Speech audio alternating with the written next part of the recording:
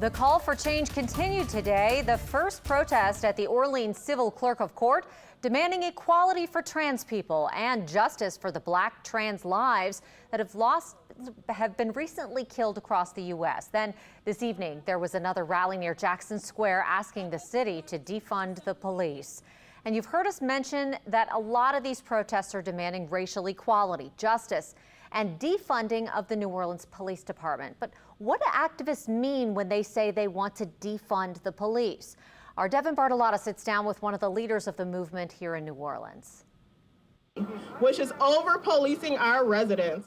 She's a familiar face at protests that have marched through New Orleans. Sade Dumas heads up the Orleans Parish Prison Reform Coalition and believes police are overfunded. Defunding the police really means reallocating funds. So we're going to take those funds from systems that we know don't keep us safe, and we're going to put it to things that will keep us safe. It's a complex and controversial idea. The very word defund immediately turns critics off. But activists make the appeal that if we focus on care and invest in housing, social work, and early childhood education, maybe we wouldn't need robust police departments. So we have areas with high crime, but we also see there's a lot of poverty there. So sending the police there to react to something that has already happened does not keep us safe. But being proactive, not with proactive policing, but with proactive care, can actually keep us safe.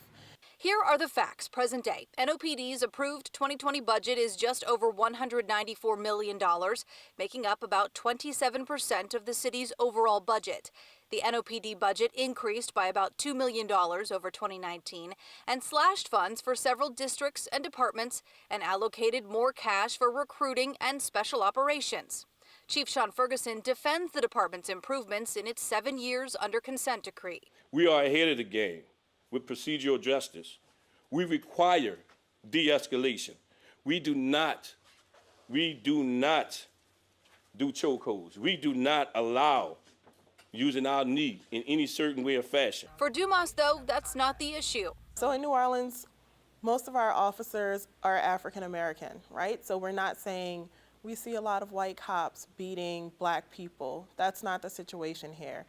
But we are saying this is a system that's harmful.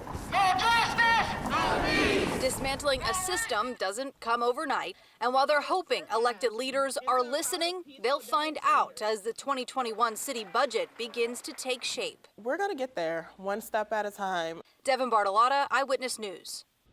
You can see that full conversation with Dumas on our website, WWLTV.com.